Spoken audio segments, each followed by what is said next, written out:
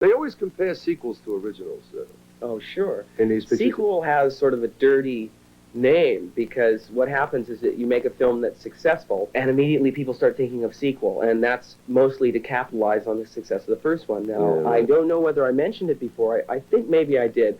I told you I was signed for 3 films. George Lucas, who made up the storyline, felt that the story was too big to be told in one film, so he split it up. I think that the sequel, in this case, is very much justified. They compare it to a 3-act play. In the first act, you set up the characters and the environment. That was Star Wars. And it had sort of a triumphant, giddy atmosphere about it. Yeah. Now, in Empire Strikes Back, probably the easiest thing to have done would be to try and duplicate the success of the first one.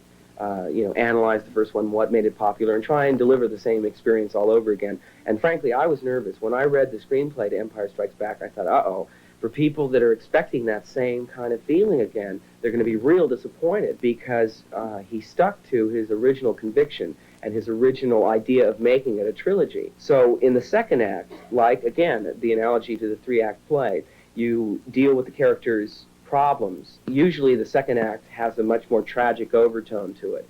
So it's a bit more mature, and it's a bit more thought-provoking, and it's a darker, sort of more somber film. And yet it's very heavily into the mythology and the fairy tale aspect, which is where I think really, a lot of films came out, they said that they were trying to duplicate the success of Star Wars, and where they really missed the boat is that they figured it was science fiction because there's spaceships flying around in the sky.